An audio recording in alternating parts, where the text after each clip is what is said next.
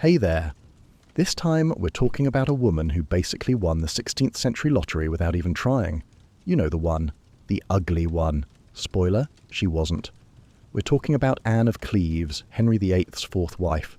She's the one he called a Flanders mare, the one he divorced after only 6 months, and the one who somehow walked away from the whole disaster with multiple palaces, a massive annual income, a collection of jewels, and her head still firmly attached to her neck. While the other wives were getting executed, exiled, or dying in childbirth trying to please this man, Anne essentially got handed a redundancy package that most modern CEOs would find respectable. We're diving into the absolute chaos of Henry VIII's midlife crisis, where heads were rolling and hearts were breaking. It's a bit of a masterclass in staying quiet and getting paid, honestly. It's a story about surviving a narcissist before we had a word for it. And before we go any further, do me a favour and hit that like button, because this one genuinely deserves to be seen. Henry was in a bit of a state, really. It was late 1537, and the mood at Hampton Court was, to put it mildly, depressing. Jane Seymour, the third wife, the true wife, or so he claimed because she actually managed to produce a boy, had just died from childbed fever. Now, you'll hear people say Henry was heartbroken, and he probably was in his own selfish way. He stayed in his rooms, refusing to see anyone, and supposedly wore black for months, which was a big deal for a man who usually dressed like a human disco ball. But let's be real for a second. Henry wasn't just mourning a woman, he was mourning his own security. He had one son, Edward. One. In the Tudor world, one son is basically no sons. Babies died back then if a cold wind blew too hard, and the thought of his dynasty ending with a sickly toddler probably kept him up at night more than the ghost of Jane ever did. The king was 46. That's not old by our standards.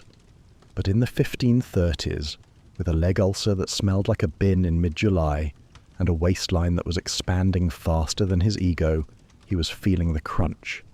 He was a big man, a huge, sweating, increasingly paranoid heap of a man who suddenly found himself quite alone in a very large bed. He needed a spare heir. So he did what any powerful man with a history of executing his exes would do. He told his right-hand man, Thomas Cromwell, to go find him a new girl. "Go on then, Thomas, find me a beauty," he likely barked while picking at a capon leg. Cromwell, poor bloke, was in a right old pickle. He wasn't looking for love, he was looking for a political shield. You see, the big Catholic powers, France and the Holy Roman Empire, were starting to look at England like a delicious snack they could share. England was a bit of an outcast after Henry broke away from the Pope, and Cromwell knew that if they didn't get some Protestant friends on the continent, they were basically toast.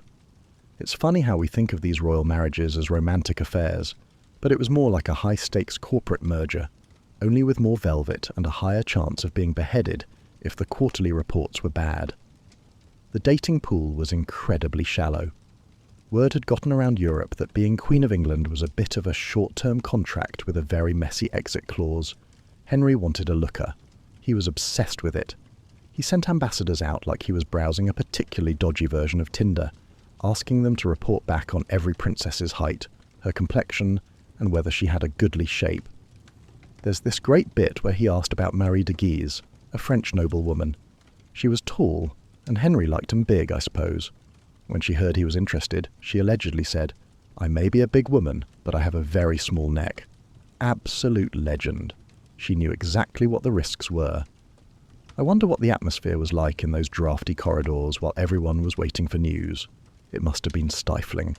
Everyone was terrified of saying the wrong thing to the king because he was becoming a bit of a loose cannon.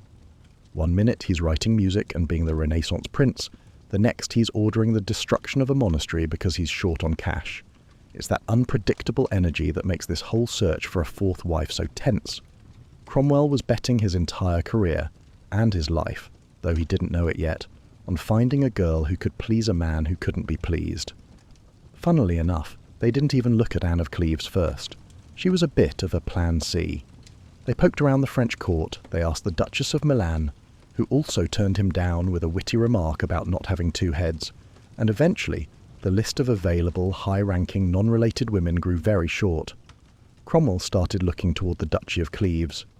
It's in modern-day Germany, a small but strategically handy spot. The Duke of Cleves wasn't exactly a Lutheran, but he wasn't a fan of the Pope either. He was Protestant adjacent, which was perfect for Cromwell's grand plan of a grand alliance. Henry wasn't sold, not at first. He wanted to know if the girls from Cleves were pretty. He'd heard rumours that they were, well, a bit plain, a bit sensible. Not the kind of women who'd spent their lives learning to dance or flirt in the French style. Anne and her sister Amalia had been raised by their mother, Maria of Jülichberg, who ran a very tight ship. No music, no languages, just needlework and being a good girl. It's the 16th century equivalent of being raised in a very strict, very boring household where the most exciting thing that happens is getting a new thimble. But Cromwell was desperate. He started talking Anne up like she was the second coming of Aphrodite. He told Henry that everyone praised her beauty and that she excelled the Duchess of Milan as the golden sun excels the silver moon. Bit of a stretch, Thomas. A massive stretch, actually. Henry, sitting there in his palace, getting older and more frustrated, decided to take the bait. But he wasn't going to just take Cromwell's word for it. He needed a visual. This is where Hans Holbein comes in, the court painter. He's the guy who gave us the iconic image of Henry, the one with the legs apart and the massive codpiece, and now he was being sent to Düren to paint Anne. Holbein packing his brushes and probably thinking, "Don't mess this up, Hans. If you make her look like a pig and she's a peach, you're in trouble. If you make her look like a peach and she's a pig, you're also in trouble." Meanwhile, the court was buzzing. People were placing bets. Henry was getting his hopes up, which is always a dangerous thing for a man with absolute power and a short fuse. He was imagining a young, vibrant, submissive beauty who would give him 10 sons and make him feel like a young stallion again. He was projecting all his insecurities and desires onto a woman he'd never met, based on the frantic sales pitch of a minister who was just trying not to get invaded by the French. It was a disaster waiting to happen. A proper car crash in slow motion, and poor Anne, she was just sitting in her mother's house in Germany, probably sewing a very long, very boring hem, having no idea that she was about to become the centerpiece of the most dangerous game in Europe. It's a bit tragic, really, or at least it starts out that way. We tend to think of these people as chess pieces, but Anne was a person, a young woman who spoke no English, had never left her home, and was about to be sold to a man who had already gone through 3 wives, one of whom he'd literally chopped the head off. Talk about a swipe left situation. Cromwell was essentially a man living on a knife's edge, though he likely didn't show it to the world, at least not to the vultures circling him at court. He was the son of a blacksmith from Putney, a proper self-made bloke, who had climbed his way to the top by being the smartest, most ruthless person in any room he entered. But even a genius has bad days. His boss, the king, was becoming increasingly difficult to manage. Henry wanted a wife who was both a political powerhouse and a supermodel, which is a bit like asking for a unicorn that also knows how to balance a budget. Cromwell spent his nights poring over reports from spies and diplomats. He was essentially browsing the 16th century version of a high-end marriage catalogue, only with more stakes and fewer pictures. It must have been exhausting, truly. Mind you, the political weather in Europe was shifting in a way that made Cromwell's palms sweat. France and the Holy Roman Empire, the 2 heavyweights of the continent, were finally getting along, which was terrible news for the English. Charles V and Francis I had signed the Truce of Nice. It sounds lovely, doesn't it? A nice truce. But for England, it was a nightmare. They were basically the unpopular kids on the playground watching the 2 biggest bullies start whispering and looking in their direction. Cromwell knew he needed a Protestant ally, and he needed one fast. He started looking at the Schmalkaldic League, a group of German princes who had also told the Pope where to shove it. I wonder what the food was like in the Cleves court. Probably a lot of sausage and very thick room-temperature beer. Henry would have hated that. He was a fan of French wines and fine ales, and he had incredibly expensive tastes in everything from tapestries to the spices in his venison. He had a specific brewer who had to follow the court around just to make sure the king's particular palate was catered to. It's those little details, the tiny preferences of a powerful man, that end up changing the course of nations. Cromwell's scouts were looking at everyone. There was Christine of Denmark. She was 16 and apparently gorgeous. Holbein painted her, and she looked stunning in that black mourning dress, with those expressive eyes and a slight knowing smile. But her uncle was Charles V, and he wasn't about to give his niece to the man who had treated his aunt, Catherine of Aragon, like a piece of discarded furniture. Then there was the French options. Marie de Guise took one look at Henry's track record and said, "No thanks," and married the King of Scotland instead. Can you blame her? She basically chose a damp castle in the Highlands over the chance of being the next woman to lose her head in London. Then there was Cleves, a small duchy on the Rhine. Duke William was a bit of a rebel. He was in a dispute with the Emperor over some land called Guelders. Cromwell thought, perfect, we help him, he helps us, and Henry gets a wife. It was a classic two birds, one stone situation, except the stone was a woman's life, and the birds were two ego-driven monarchs. Anne was the eldest daughter. She was about 24. In Tudor years, that's practically middle-aged for a first-time bride. But she was available. She was there. She was a warm body with a decent pedigree. She wasn't trained for the English court. Not at all. In England, women were expected to be witty, to play the lute, to dance the galliard, and to speak 3 languages while managing a complex web of flirtation and power. In Cleves, Anne was taught to sew and, well, that's about it.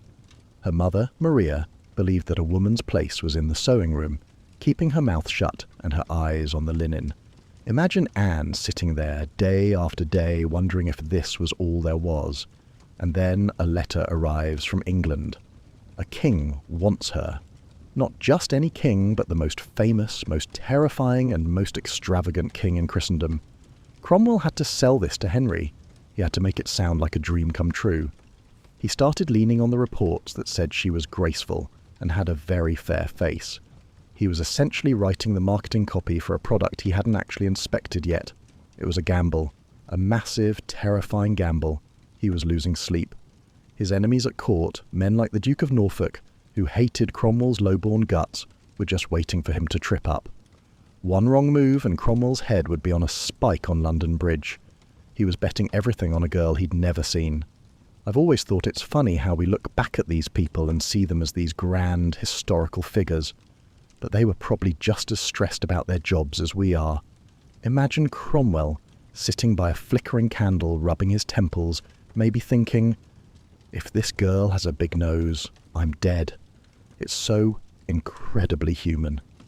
And Henry, he was getting his hair thinned out, his legs were wrapped in bandages, and he was trying to pretend he was still the athletic young prince of 1509, a man-child with the power of life and death, obsessed with the idea that a new wife would somehow stop the clocks and turn back the years. The options were truly drying up. The Portuguese wouldn't talk to him. The Italians were too close to the Pope. It was like trying to find a date at 2 a.m. in a very small town. Cleves was the only thing left, and so the deal started to move. The negotiations were painful. Endless talk of dowries and land rights and who would pay for the boat. Cromwell was pushing it through with a frantic energy. He was selling a vision of a Protestant Northern Europe, a solid wall against the Catholics. But Henry just wanted a pretty girl to look at while he ate his dinner. He was bored of being a widower. The atmosphere in London was one of cautious expectation. People were whispering in the taverns about a new queen. Some were happy about a Protestant alliance. Others were worried it would lead to war. And in the middle of it all, Cromwell was pulling the strings. He was the master of information. He knew exactly what to tell Henry and what to keep hidden. He probably played down the fact that Anne couldn't speak a word of English. She'll learn, he might have thought. How hard can it be? It turns out, quite hard, especially when your husband is a man who values quick wit above almost everything else. Duke William wasn't exactly a pushover. He wanted a good deal for his sister. He wanted English support against the Emperor. It was a game of chicken. Who would blink first? Cromwell kept the letters flying back and forth across the Channel. He was creating a narrative. He was building a fantasy. He was making Anne out to be this perfect blank canvas upon which Henry could paint his new life. It's a dangerous thing to do to a man like Henry. You give him a fantasy, and if reality doesn't match up, He'll burn the whole thing down just to feel something other than disappointment. The king eventually gave the order. He wanted the portrait. He couldn't wait any longer for these vague descriptions of fairness and grace. He sent Hans Holbein the Younger, a man whose talent was so great that he could make a peasant look like a saint. Holbein went to the court of Cleves with instructions to be honest, but let's be honest ourselves. He knew who was paying the bills. He knew what Henry wanted to see. He went to Durin, set up his easel, and looked at Anne. He saw a woman who was certainly not a monster, but perhaps not the celestial son Cromwell had promised. Hans Holbein the Younger was a bloke who knew exactly how much his skin was worth, which is to say, he wasn't about to gamble it on a bad bit of shading. He arrived in Durin in August 1539, probably sweating through his finery because, let's face it, Germany in August isn't exactly a breeze, and he had the weight of the English crown sitting on his shoulders. He wasn't just there to doodle, he was the king's eyes. Henry was back in Whitehall pacing, probably eating a massive bird stuffed with smaller birds, waiting for a piece of wood, vibrant with oils to tell him if he was going to be happy again. It's a lot of pressure for a painter. Mind you, Holbein was the best. He could paint the texture of fur so well you'd swear you could smell the damp animal, and he could capture the glint in a man's eye that told you exactly how many people he'd had killed that week. Anne was sitting there, probably wondering why this man from England was staring at her like she was a particularly interesting piece of fruit. She was wearing a gown of cloth of gold, heavy with jewels, and a hat that looked like it could double as a defensive fortification. It was the German style, high-necked, modest, very different from the come-hither look the ladies at the English court perfected. I bet she was bored. Sitting for a portrait takes hours, days even, and since they didn't have podcasts or even a decent book that wasn't about the lives of saints, she must have been counting the cracks in the wall. Holbein chose a very specific angle. He painted her dead on. Flat, frontal. Now, if you know anything about art, you know that a side profile tells you a lot about a person's nose. Henry had heard a rumour that Anne had a bit of a substantial snout. A beak, some might say. By painting her straight on, Holbein minimised the nose. He made her look symmetrical. He made her look serene. Her eyes are light brown, her skin is clear, and she has this tiny, delicate mouth. She looks like a doll. A very expensive, very quiet doll. Was it a lie? Maybe creative editing is a better term. It's the 1539 version of a heavy Instagram filter and some really strategic lighting. I actually tried to paint once, you know. Just a watercolour of a dog. It looked like a burnt potato with legs. It's hard. So, I can't really blame Holbein for wanting to please the man who could have him shortened by a head if he produced something that made the king's new bride look like a foot. He wasn't just painting a woman, he was painting a peace treaty. He was painting Cromwell's job security. He was painting a future that everyone desperately needed to be bright. The Duke of Cleves was hovering, no doubt. He wanted this marriage. He needed the English money and the English ships. I bet the atmosphere in that room was thick with the smell of turpentine and desperation.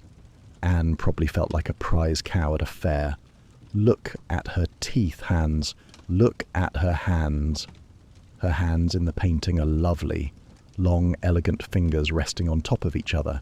They don't look like the hands of someone who spends all day doing needlework, which is a bit of a giveaway that Holbein was doing some heavy lifting in the glamour department.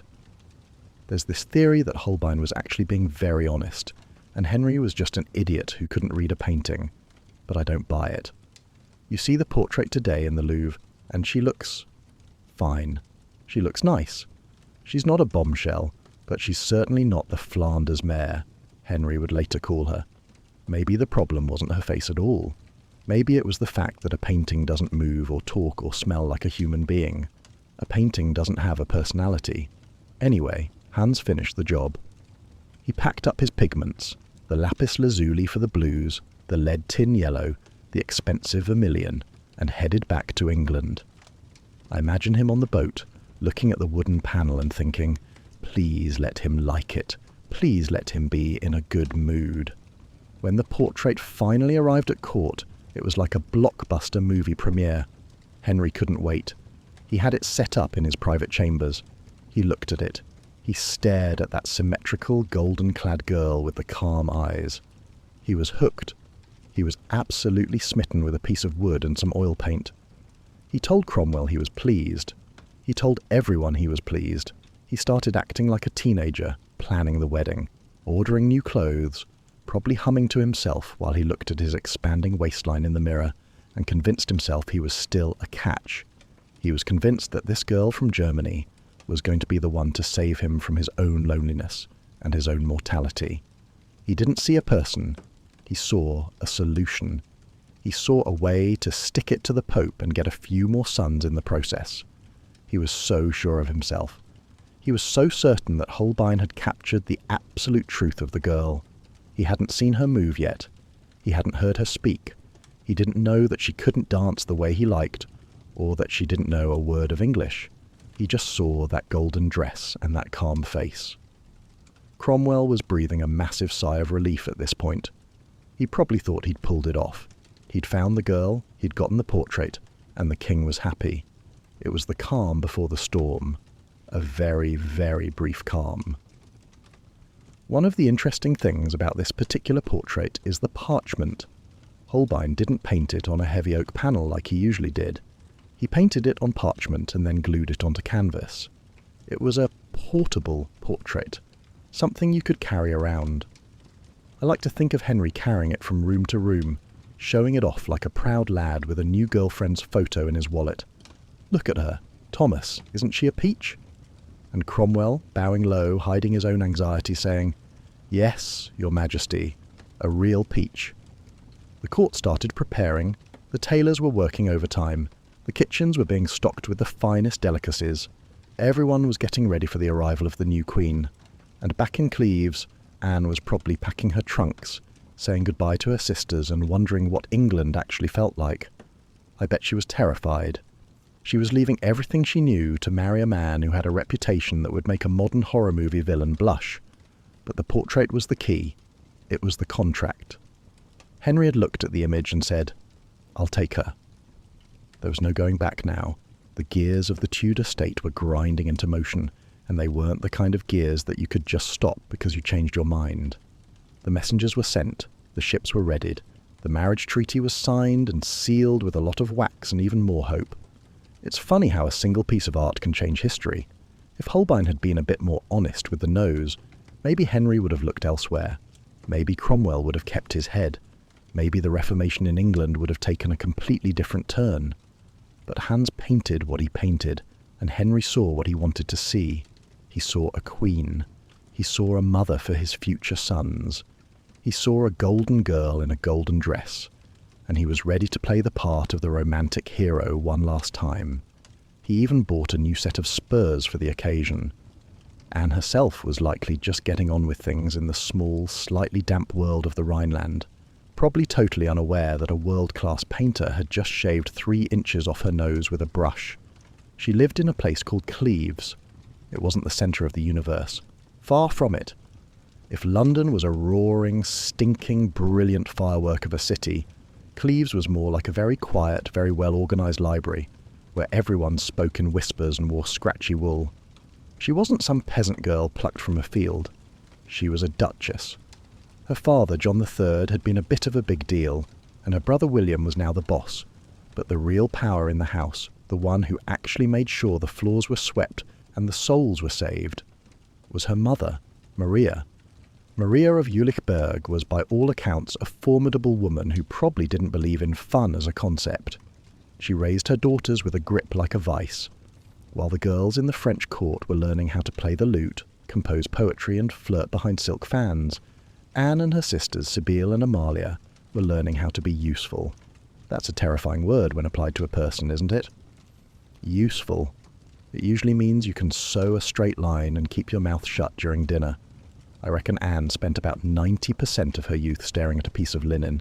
She was a master of the needle. She could stitch a hunting scene so detailed you'd think the dogs were actually barking, but ask her to dance a galliard or sing a cheeky song in French? Not a chance. She had 0 charms in the way Henry understood them. Anne only spoke Middle-Low German. Think about that for a moment. She was being prepared to marry a man who fancied himself a great intellectual, a man who spoke Latin and French and Italian, and she couldn't even ask him where the toilet was in his own language. The education of a German princess back then was basically a crash course in being invisible. No music, no dancing, no light literature. Her idea of a wild Friday night was probably using a slightly thicker thread for a particularly stubborn hem. A bit bizarre that Cromwell didn't see this as a red flag. He was so obsessed with the alliance that he forgot he was sending a girl who was effectively a social mute into a den of lions. The English court was a shark tank.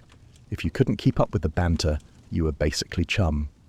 Mind you, there's something quite sweet about the thought of Anne in her heavy German gowns wandering through the gardens in Düren. She was sheltered. She was safe.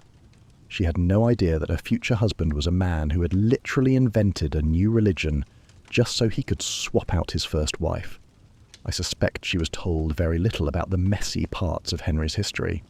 Oh, he's a very pious king, dear. Very wealthy. A bit of a leg problem, but he has lovely palaces.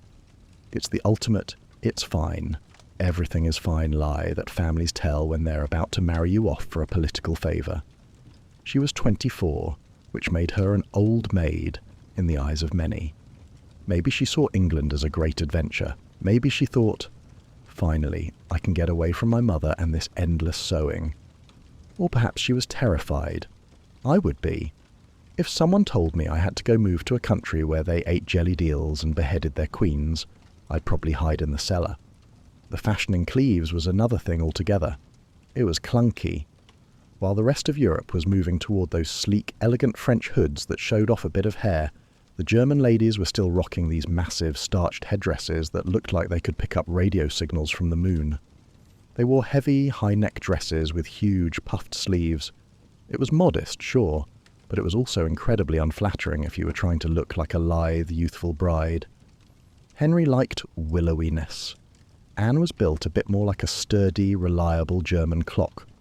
Oddly enough, her lack of sparkle might have been exactly what her family liked about her. She was dependable. She didn't cause trouble. She wasn't like her sister Sibylle, who was apparently quite a firebrand. Anne was the quiet one, the one who did what she was told.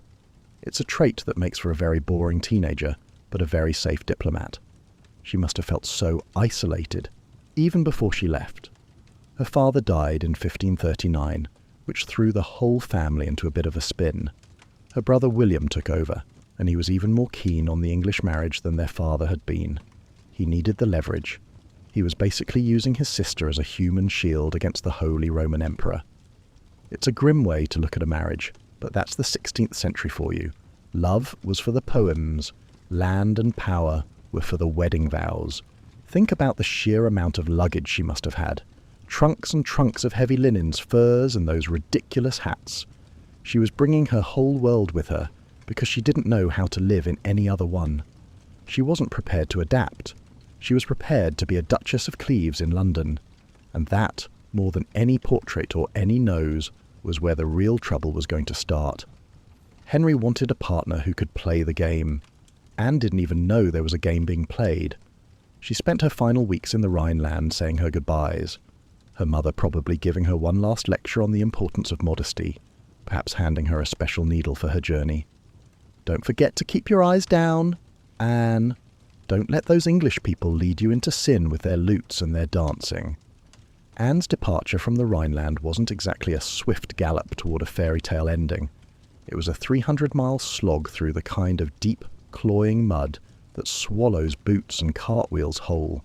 She left Cleves in October 1539. It was cold. It was damp. She was accompanied by a retinue of about 263 people and over 200 horses. Can you imagine the logistics? The noise? The smell? It wasn't a sleek motorcade.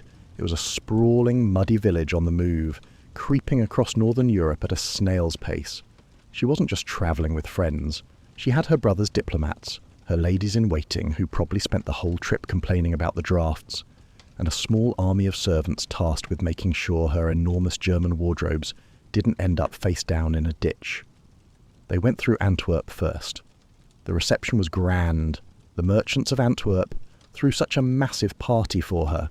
Torches, pageantry, English merchants in their finest velvet, because they were basically celebrating a trade deal where Anne was the primary export. She was being shipped off. It's a bit grim when you look at it that way. She stayed there for 4 days, probably exhausted, before the caravan wobbled onward toward Bruges and then Gravelines. The weather was getting worse. The 16th century road was essentially just a suggestion of a path, often indistinguishable from the surrounding bobs and marshes. Anne spent most of the journey inside a heavy, jolting carriage that had no suspension, which is a fantastic way to ensure you arrive at your wedding with a permanent headache and a very sour stomach. By the time they reached Calais, everyone was utterly spent. Now, you have to remember that Calais was an English outpost back then, a little slice of Kent on the French coast. The Earl of Southampton, William Fitzwilliam, was waiting for her there with a fleet of ships and a heavy dose of anxiety. He'd been told by Cromwell that the new queen was a literal goddess. He took one look at her in her heavy German wools and those massive starched headpieces and, well, he didn't panic, but he definitely started choosing his words very carefully in his letters back to Henry. He wrote that she was very demure and of a very goodly stature. That's 16th century diplomat speak for she's tall and doesn't say much. The tempests were so bad that the ships couldn't leave the harbour. So, Anne is trapped in this military town, surrounded by English lords she can't understand, while the wind howls outside. Southampton tried to make the best of it. He decided to teach her how to play Primero, a popular English card game. It's quite a sweet image, really. A rough-and-tumble English earl sitting across from this sheltered German duchess, trying to explain the rules of a game using nothing but hand gestures and very loud, slow English. "No, your grace, the king! The king beats the knave!" Anne supposedly took to it quite well. She was a quick learner. It shows she had a bit of a brain on her, despite what the no music, no languages upbringing might suggest. I bet she was just happy for something to do other than staring at the rain or her own embroidery. Maybe they played for money. Henry certainly would have. He was a notorious gambler who once lost the bells of St. Paul's Cathedral on a single throw of the dice. Yet this remains just a myth, not a recorded historical event. Southampton was clearly trying to English her up a bit before she met the king. He encouraged her to be more outgoing. He wanted her to show some of that sparkle Henry craved. But Anne was a product of her environment. She was modest. She was quiet. She was the polar opposite of Anne Boleyn, who would have been dancing on the tables. Southampton knew there was going to be a bit of a culture shock when the king finally got his hands on her. He kept writing these slightly frantic letters, praising her gentleness and her goodly fashion. He was trying to manage the expectations of a man who was notorious for having very high, very unrealistic standards. Finally, on the 27th of December, the winds died down just enough for the crossing. They bundled her onto a ship called the Lion. It wasn't a pleasant cruise. The channel in late December is a nightmare. I suspect Anne, along with half her retinue, spent the entire crossing leaning over the side of the boat, regretting every bit of Flemish sausage she'd eaten in Antwerp. It's not the most dignified way for a queen to arrive in her new kingdom, green-faced, shivering, and probably wishing she were back in her boring room in Cleves. They landed at Deal in Kent, not Dover. The weather was still too dodgy for that. She was met by a massive crowd and even more lords, including the Duke of Suffolk. There were bonfires, there were cheers. The English people loved a new queen. It usually meant a holiday and free beer. From Deal, they moved to Dover Castle, and then to Barham Down, where the Archbishop of Canterbury was waiting. It was a non-stop parade of damp velvet and cold stone. The journey was almost over, but in many ways the real ordeal was just beginning. She was on English soil now. She was eating English food, probably a lot of mutton and heavy pies, and she was surrounded by people who looked at her like she was a strange new species of bird. She was heading toward Rochester, where she was supposed to rest before the final push to London. She probably thought she had a few days to compose herself, to wash the salt out of her hair, and practice a few English phrases. She thought she had time, but Henry, the impatient, romantic old fool, had other ideas. He was already on his way, and he wasn't planning on waiting for a formal introduction. He wanted his surprise. It's funny how a man can be so powerful and yet so incredibly stupid when it comes to women. Henry thought he was in a chivalric romance. He thought he could just burst in, and love would do the rest. He didn't think about the mud, the seasickness, or the fact that Anne was probably terrified. He just thought about himself. He was the sun, and she was supposed to be the moon, ready to reflect his glory. Instead, she was just a very cold woman who wanted a nap. Henry was at Greenwich when he heard that Anne had finally reached Rochester, and honestly, the man couldn't contain himself. He was 48, his leg was throbbing with that delightful combination of gout and an open sore, and he'd spent the last few months staring at a portrait until his eyes probably crossed. He decided, in his infinite, somewhat delusional wisdom, that he was going to play out a scene from a chivalric romance. You see, there was this old tradition of courtly love, where a knight would visit his lady in disguise, and her true heart would instinctively recognize her soulmate through the common clothes. It's essentially the 16th century version of a cheesy reality TV reveal, only with more potential for someone getting executed if it goes wrong. Henry wasn't a slim. He was a very large, very recognizable man who smelled faintly of medicinal salves and expensive perfume. He grabbed a few of his closest mates, Sir Anthony Browne and others, and they all dressed up in these marble-coloured cloaks. It's a weird choice, isn't it? Grey. He wanted to be inconspicuous. Imagine a man the size of a small shed trying to be inconspicuous in a grey cloak. He rode off to Rochester in a hurry because he'd prepared a New Year's gift for her. It was a muff of sable fur, very posh, very warm. He probably thought he'd walk in, she'd be overcome by his raw, kingly magnetism, and they'd have a bit of a moment, a bit of a spark. Anne, meanwhile, was exhausted. She was sitting in a room at the bishop's palace, staring out of a window at a bull baiting happening in the courtyard below. Now, if you've never looked into what bull baiting actually involved, it's exactly as horrific as it sounds. Basically just a load of dogs being set on a tethered bull for the amusement of people who didn't have Netflix. It was the premier sport of the age. It says a lot about the Tudor psyche that their idea of a relaxing afternoon involved quite that much blood. Anne was watching this, probably feeling a bit nauseous and very cold, when the door suddenly burst open. In comes this group of large men in grey cloaks. Henry, being the absolute master of his own universe, just barges right up to her. He doesn't announce himself. He doesn't bow. He just looms. And then he tries to kiss her. Now, put yourself in Anne's shoes for a second. You're in a foreign country. You don't speak the language. You're tired. You're watching a bull get shredded by dogs. And suddenly, a sweaty, middle-aged giant in a dusty cloak tries to stick his tongue down your throat. She did what any sensible person would do. She gave him a look of absolute cold horror and turned back to the window. She basically ignored him. She thought he was just some random, over-eager servant or a messenger who'd had a bit too much ale on the road. Henry was gobsmacked, stunned, mortified. His ego, which was already the size of a small planet, took a direct hit. He retreated into another room to change into his proper kingly robes, purple velvet, ermine, the whole lot, hoping that maybe it was just the cloak that was the problem. He came back in, all bells and whistles, and this time she realized who he was. She did the proper thing. She sank into a deep curtsy. She tried to be polite. But the damage was done. The spark hadn't just failed to ignite. It had been doused in a bucket of cold, grey slush. Henry felt rejected, and because he was a narcissist of the highest order, he couldn't possibly admit that he was an old, smelly man who had scared a young woman. No, it had to be her fault. It had to be that she was ugly. He went back to Sir Anthony Browne and reportedly said, "Alas, whom should men trust?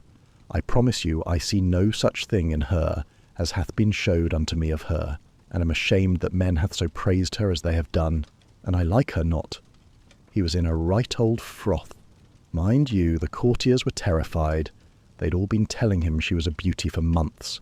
Now the king was looking at them like he was measuring their necks for a blade. Henry's disappointment was visceral.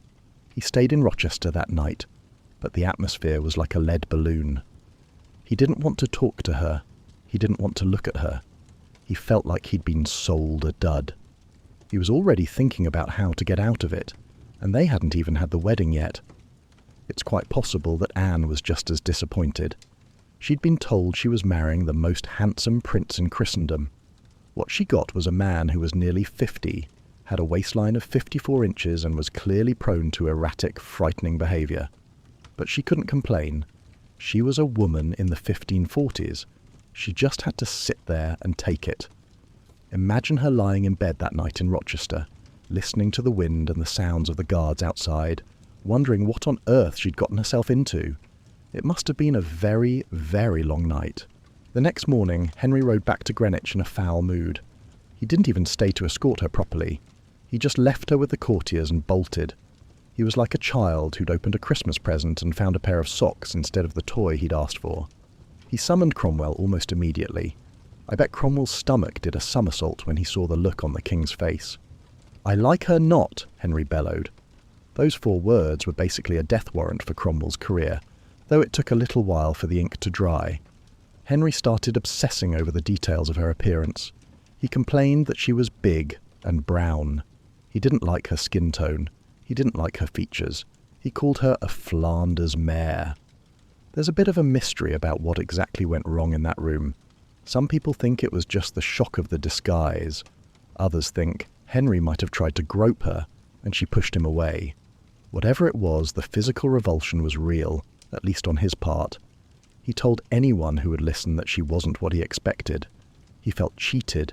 He felt that Holbein had lied to him, that Cromwell had lied to him, and that the whole world was conspiring to make him miserable. It's a shame we don't have Anne's actual diary from that week. What did she tell her ladies? Did she think he was a lunatic? Probably. But she had to keep it all inside.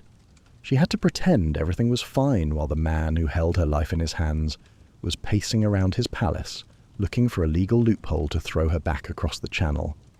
He even asked his lawyers if the pre-contract she'd had years ago with the son of the Duke of Lorraine was enough to cancel the whole thing. He was desperate, truly desperate. He was looking at his new bride and seeing nothing but a mistake. The poor girl was still on her way to London, though. The parade had to continue. The people were waiting, the bonfires were lit. The world didn't know that the king was already planning a divorce before he'd even said, "I do." It's a bit like a wedding where the groom is looking for the exit sign while he's walking down the aisle. Only in this case, the groom owns the church, the laws, and the executioner. Anne was just moving toward the centre of the storm, probably trying to remember those card game rules Lord Southampton had taught her, hoping that maybe, just maybe, things would improve once they got to the city. They didn't. They really, really didn't. The mood at Greenwich was, to put it mildly, poisonous. Henry was fuming. He was absolutely livid. Imagine a man who has spent his entire life getting exactly what he wants, when he wants it, suddenly finding himself tethered to a woman he found, in his words, nothing fair. He didn't just dislike her. He felt personally insulted by her very existence. He turned on Cromwell like a cornered animal. What remedy? He demanded. That was the big question. He wanted a legal exit, a trapdoor, a way to send this Flanders mare, as he supposedly called her, though some historians think that's a later fabrication, back to her brother, with a no-thanks note pinned to her chest. Cromwell was scrambling. He was a man who lived by the law, and he knew that a signed treaty wasn't just a piece of paper you could throw in the fire because the king had a tummy ache. He started digging into Anne's past. He was looking for any dirt, any previous engagement, anything that could invalidate the marriage before the vows were even spoken. And they found something, or they thought they did. Years ago, when Anne was just a kid, there had been talk of her marrying Francis of Lorraine. It was a pre-contract. In the 16th century, a pre-contract was a serious business. It was like a legal engagement that was almost as binding as the marriage itself. If it hadn't been properly dissolved, then her marriage to Henry would be bigamy. It was a straw, a very thin, very dry straw. But Henry grabbed it with both hands. Cromwell was in that exact position. He was the matchmaker from hell. He had to convince the ambassadors from Cleves to provide proof that the Lorraine contract had been legally cancelled. The tension in those meetings. The German diplomats, who probably thought the English were all mad anyway, being grilled by a sweaty, desperate Cromwell about some paperwork from 10 years ago. They insisted it was fine. They said the contract had been nullified. But they didn't have the papers on them. Why would they? You don't usually carry your sister's old breakup letters to a royal wedding. Henry was beside himself. He was whining to everyone who would listen. He told Anthony Browne that he was sorry he'd ever come to Rochester. He was acting like he'd been forced into a dungeon rather than a palace. The sheer narcissism of it is staggering. He didn't think about the political fallout. He didn't care that dumping Anne would probably lead to a war with the German princes and leave England completely isolated. He just wanted a different girl. He'd already started noticing a young, pretty and dangerously empty-headed girl in Anne's own entourage, Catherine Howard. She was about 18. She was bubbly. She was a Howard, which meant she was the niece of the Duke of Norfolk, Cromwell's biggest rival. Talk about a nightmare scenario. Everyone was whispering. The king's discontentment wasn't a secret. It was a howling gale. Anne was still at Dartford, then moving to Greenwich, being treated with all the outward respect of a queen, while the man who was supposed to be her husband was behind closed doors, trying to find a way to get rid of her. She's being fitted for gowns. She's being prepared for a massive public entry into London, and all the while, the legal wolves are circling. The lawyers were brought in. They looked at the Lorraine pre-contract. They looked at the treaties. They shook their heads. There was no way out. Not without a massive international scandal. England couldn't afford a war. Cromwell knew it. The council knew it. Even Henry, deep down in his black, spoiled heart, probably knew it. He was trapped. He'd bought the horse, and now he had to ride it. He was absolutely miserable. He told Cromwell like this: "If it were not that she has come so far into my realm, and the great preparations that my people have made for her, and for fear of making a ruffle in the world, I would never have her." Think about that. Making a ruffle in the world. That's Henry's way of saying, I don't want to start a war I might lose. He was doing it out of spiteful necessity. He felt like a martyr, a kingly, velvet-clad martyr. He even tried one last-ditch effort. He made Anne herself sign a declaration that she was free of all other contracts. She did it, of course. She probably didn't even fully understand what the fuss was about. She just wanted the wedding to happen so she could stop being a duchess in limbo and start being a queen. It's hard to say if anyone actually told her the truth. The English courtiers were being a bit too quiet. The king was being a bit too absent. But the wheels were turning. The preparations for the wedding at Greenwich were finished. The feast was ready. The wine was flowing. And Henry, with all the grace of a man walking to the gallows, prepared to put on his wedding clothes. He was still complaining. Even as he was getting dressed, he told Cromwell, "My lord, if it were not to satisfy the world and my realm, I would not do that I must do this day for none earthly thing." He was making sure that if this marriage failed, and he was already making sure it would be Cromwell's head on the block, not his. The final decision was made on the 5th of January 1540. The wedding was set for the next day, Epiphany. The Feast of the Three Kings. A bit ironic, really, considering Henry was acting like the least wise king in history. He'd exhausted all the legal avenues. He'd bullied his ministers. He'd cried to his friends. And now he had to go to church. He had to stand in front of God and the entire English nobility and promise to love and cherish a woman he'd already decided he couldn't stand the sight of. I bet the silence in his private chambers that night was heavy. Just the sound of the fire crackling and the king's heavy, laboured breathing. He was stuck. And for a man who believed he was God's representative on earth, being stuck was an intolerable insult. He was already planning his revenge on the man who had put him there.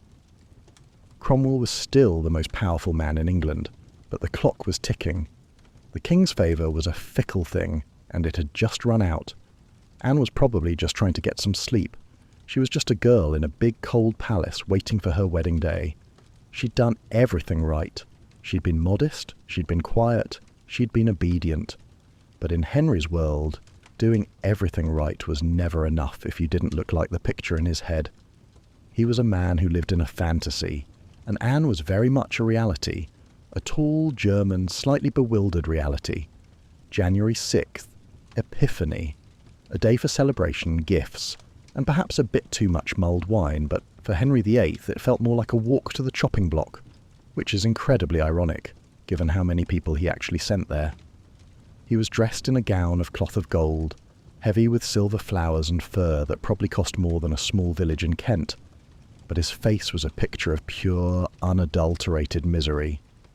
He looked like a man who had accidentally swallowed a wasp. He didn't keep his feelings to himself.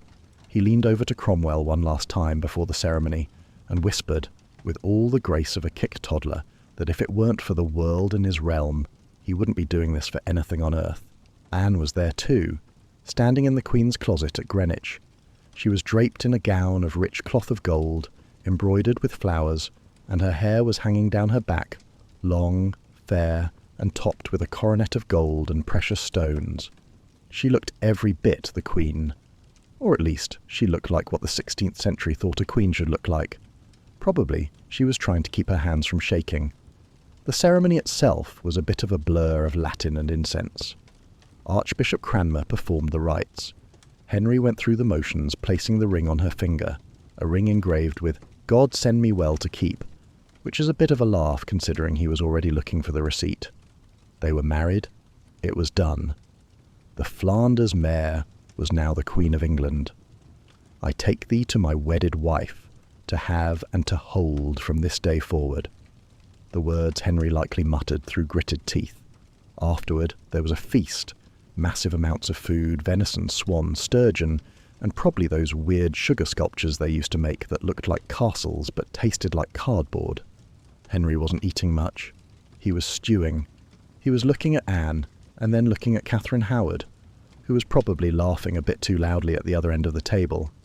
Then came the part everyone at court was gossiping about, the bedding ceremony. In those days, it wasn't a private affair. The couple was literally tucked into bed by a crowd of lords and ladies. It's a bit voyeuristic, isn't it? Just weird. Once the curtains were drawn and the courtiers cleared out, it was just the two of them, the king and his new, unattractive bride. The king's version, he claimed he tried to examine her. The result, absolute failure. The excuse, he said she had displeasant smells, and that her body wasn't firm. The next morning, Cromwell came to the king's bedside, probably hoping for some good news, or at least a king who didn't look like he wanted to punch a hole through the wall. Henry didn't hold back. He told Cromwell that he had felt her belly and her breasts, and that, as he should think, she was no maid. He claimed the looseness of her flesh had completely put him off his game. Mind you, this is a man who was pushing 50 and had a leg that looked like a science experiment gone wrong. Maybe the problem wasn't her breasts, Henry. Maybe it was you. It's such a specific, nasty thing to say. He was just looking for a way to blame her for his own lack of performance. If he could prove she wasn't a virgin, he had a legal way out. He was already building his case. He told Cromwell, "I left her as good a maid as I found her." The court was a hive of activity, but underneath it all, everyone knew. The king wasn't happy. He hadn't consummated the marriage. That's a massive deal in the 1540s. A marriage that isn't consummated is barely a marriage at all. Anne, meanwhile, seemed blissfully, or perhaps strategically, unaware of how badly it had gone. She told her ladies-in-waiting that the king was a sweet husband. She said he came to her bed, kissed her, and said, "Good night, sweetheart." Anne thought this was normal. She'd been raised in a house where modesty was everything. Maybe she thought that was all there was to it. Or maybe she was just playing it cool. When her ladies tried to explain that there was supposed to be more to a wedding night, Anne supposedly replied, "I know no more." It's a bit heartbreaking, really. She's in this foreign land, married to a predator, and she's trying to be a good girl while he's calling her names behind her back. I wonder if she noticed the way the other courtiers were looking at her. The pity, the mockery. Cromwell was the one truly sweating. He knew that every time Henry failed in the bedroom, a bit more of Cromwell's power withered away. He was tethered to this woman just as much as the king was. He started frantically looking for those Lorraine papers again. He needed a miracle. He needed Anne to suddenly turn into a French beauty, or for Henry to suddenly grow a conscience. Neither was particularly likely. The winter dragged on. The king and queen spent time together. They played cards, they went on hunts. But the bedroom remained a cold, silent place. Henry was spending more and more time with the Howard girl. He was giving her gifts. He was leaning in close to her at banquets. Anne just sat there, stitching her embroidery, probably wondering when the sweet king was going to visit her again, with something more than a good night. She was holding on to a crown that was already slipping off her head. By the time spring 1540 rolled around, the atmosphere at court was like a keg of gunpowder, sitting right next to a very large, very angry fire. Henry was basically pacing the halls of Whitehall like a caged, very gouty tiger, obsessing over Catherine Howard's youthful glow and her giggle, while Anne was stuck in the corner of the room trying to figure out why the king only wanted to talk about the weather or the price of wool in Flanders whenever he bothered to visit her bedchamber for those awkward, chilly goodnight sessions. The Duke of Norfolk, who was basically a human vulture in silk robes, saw his chance. He was Catherine Howard's uncle, and he knew that if he could get his niece into the king's bed, he could finally get rid of Cromwell, the low-born blacksmith's son he'd hated for years. Anyway, the king was smitten. He was sending her jewels. He was sending her silk. He was acting like a teenager again. Henry's strategy: complain about Anne to anyone who would listen. The problem: he needed a legal out that didn't make him look like a total jerk. The target: Cromwell. He was the one who pushed the Flanders mare onto the king. Henry's impotence, or his lack of will as he preferred to call it, was the talk of the town. He blamed Anne's body. He said she was no maid and that her skin was loose. Maybe he was just having a midlife crisis and couldn't admit his own equipment wasn't working. It seems like the whole court was just waiting for the first person to blink. Cromwell thought he could still fix it. He was working 18-hour days, passing laws, raising money, and trying to pretend the king wasn't looking at him like he was a piece of rotten meat. On April 18th, 1540, Henry actually made Cromwell the Earl of Essex. You'd think that was a good sign, right? Like a promotion? Wrong. In Henry's world, a promotion was often just a way to make the fall from the top a bit more dramatic. It's like getting a Employee of the Month plaque right before you get fired for something you didn't even do. The political winds had shifted. France and the Empire were fighting again. Suddenly, Henry didn't need the German alliance as much. He didn't need Anne, and he certainly didn't need the man who had forced him into the marriage. Mind you, Cromwell was still trying to be useful. He was trying to push through more religious reforms, which just gave his enemies more ammo to call him a heretic. Then came June 10th, a normal council meeting. Cromwell walks in, probably thinking about taxes or some boring trade treaty, and suddenly the captain of the guard is there. He's arrested for treason and heresy, just like that. The Duke of Norfolk allegedly ripped the Order of the Garter off Cromwell's neck. It was brutal, no trial. Just a bill of attainder, which is basically a law that says, we think you're guilty, so you're dead. With Cromwell in the Tower, Anne was left completely alone. She didn't have her protector anymore. The king moved her out of London to Richmond Palace, supposedly because of the plague, but everyone knew it was just to get her out of the way so the lawyers could start their dirty work. I wonder if she felt a sense of relief being away from him. Richmond was a beautiful place. She could walk in the gardens, she could sew, and she didn't have to worry about a giant, sweaty man coming into her room to complain about her looseness. The king's messengers arrived in July. They told her the marriage was under investigation. They brought up the Lorraine pre-contract again. They mentioned the lack of consummation. They basically told her, look, if you cooperate, you'll live like a queen. If you don't, well, remember Anne Boleyn? Anne was a lot of things, but she wasn't stupid. She saw the writing on the wall. She didn't fight it. She didn't cry. She didn't beg. She just agreed. Maybe she was just tired of the whole circus. She signed the papers. She sent her wedding ring back to the king and told him she was happy to be his sister instead of his wife. Henry was so relieved he almost tripped over his own feet. He gave her a massive settlement, houses, lands, and the title of the king's beloved sister. She ended up being the wealthiest woman in England, who wasn't currently being threatened with a sword. Cromwell wasn't so lucky. While Anne was picking out new tapestries for her new house, he was sitting in a damp cell, writing letters to Henry that ended with "Mercy, mercy, mercy." He didn't get any. On July 28th, 1540, the same day Henry married Catherine Howard, Cromwell was led out to Tower Hill. The executioner was apparently a bit of a novice, or maybe just had a very shaky hand that morning, because it took several hacks to get the job done.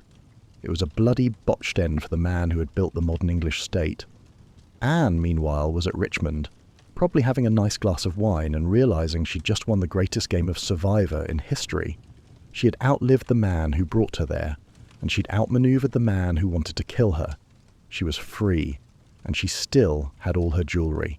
Anne moved into Hever Castle, which had belonged to the family of the woman Henry had beheaded to make room for his next mistake, and basically started living her best life with a massive allowance of £4,000 a year, a load of posh houses, and the official title of the King's beloved sister.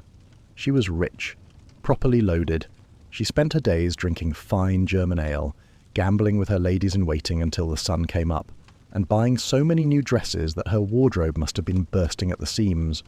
It was the ultimate win. Hever is probably a bit draughty in the winter, especially with those stone floors, but if you have enough thick tapestries and a roaring fire, you probably don't care. She stayed out of the drama. Very smart. Then came Catherine Howard. Poor, silly, teenage Catherine. She was arrested for unchastity, essentially having a romantic life before the king found her, and Anne just watched from the sidelines, probably sipping a very expensive wine while the girl who had replaced her was led to the chopping block. Maybe Anne felt a bit of pity for her, or maybe she just felt an immense sense of relief that she wasn't the one being escorted to the Tower of London. She even visited the king and Catherine before the fall, and they all had a very awkward dinner together, where Anne was supposedly the life of the party. She was charming, she was witty, she was everything Henry had originally wanted, now that he didn't actually have to be married to her. She outlived them all. Catherine Parr, the one who survived, was actually a decent friend of hers, and they spent quite a bit of time together. When Henry finally kicked the bucket in 1547, Anne was still there, wealthy and respected, watching the boy king Edward VI take the throne, while the rest of the Tudor court scrambled for power. She even rode in the coronation procession for Queen Mary I, sitting right next to the future Elizabeth I. She was a fixture of the English court, a survivor who had seen the rise and fall of 2 queens and 1 king while keeping her head firmly on her shoulders. She died in 1557 at Chelsea Old Manor, quite peacefully. She left her best jewel to Queen Mary.